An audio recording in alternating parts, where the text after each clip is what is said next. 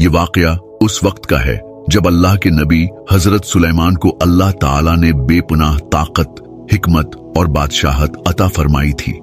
आपके लश्कर में इंसान, जिन्नात, परिंदे और हवाएं भी शामिल थीं और आपको ऐसी कुव्वत दी गई थी कि जिन्नात भी आपके हुक्म के ताबे थे।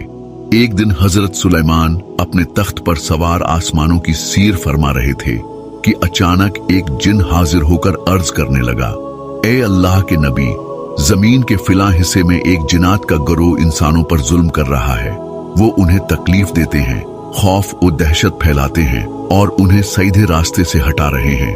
वहां के लोग सख्त परेशान हैं और इंसाफ के तलबगार हैं। जब हजरत सुलेमान ने ये सुना तो आप फौरन अपना तख्त उस तरफ मोड़ते हैं और अपनी ताकत के जरिए वहां पहुंच जाते हैं। जैसे ही आप उस मकाम पर पहुंचे तो देखा कि वाकई वो जिन्नात जुल्म और सितम में हद से गुजर चुके हैं।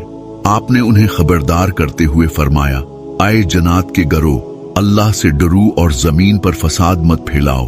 तुम्हें क्या मालूम कि अल्लाह ने मुझे इंसानों और जिन्नात पर अख्तियार दिया है? मैं अल्लाह का नबी सुलेमान बिन दाऊद हूँ और मेरा मकसद जमीन पर अदल व इंसाफ कायम करना है। अगर तुम बाज ना आए तो तुम पर अल्लाह का सख्त अजाब नाजिल होगा। ये सुनकर उनमें से एक सरकश जिन आगे बढ़ा और गुरूर से कहने लगा, हम किसी से नहीं डरते, हम अपनी मर्जी के मालिक हैं और जो चाहे करेंगे। ये अल्फाज सुनते ही हजरत सुलेमान ने अपनी ताकत का इजहार फरमाया। आपने अल्लाह के हुक्म से हवा को हुक्म दिया, जमीन कांपने लगी और एक शदीद तूफान उठा। मिट्टी और पत्थर हरकत में आ गए, लोहे के शोले निकलने लगे और आसमान पर एक हैबतनाक मंजर छा गया। वो जिन्नात जो खुद को नाकाबिल तस्खीर समझते थे, खौफ से कांपने लगे और जमीन पर गिर पड़े। हजरत सुलेमान ने इनमें से कई सरकश जिन्नात को जंजीरों में जकड़ दिया और बाकी सब हजरत सुलेमान के कदमों में गिरकर माफी मांगने लगे।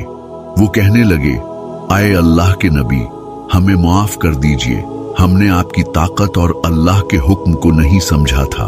अब हम वादा करते हैं कि हम कभी किसी इंसान को तकलीफ नहीं देंगे और हमेशा अमन व सुकून के साथ जिंदगी गुजारेंगे। हजरत सुलेमान ने फरमाया, याद रखो, अल्लाह जिसे चाहे ताकत और इज्जत अता फरमाता है और जो जुल्म करता है उसका अंजाम हमेशा बुरा होता है। अगर तुमने दोबारा फसाद बर्पा किया तो अल्लाह का अजाब तुम पर नाजिल होगा। ये सुनकर तमाम जन्नात ने उताअत कबूल कर ली और हमेशा के लिए सीधे रास्ते पर चलने का इहद कर लिया। बेशक अल्लाह वही है जो सब कुछ जानने वाला, देखने वाला और इंसाफ करने वाला है। जो भी अल्लाह से मदद मांगे वो कभी मायूस नहीं होता। ए अल्लाह, इस दुनिया को अमन और सुकून का गहवारा बना दे और हमें हमेशा नेक रास्ते पर चलने की तौफीक अता फरमा। आमीन।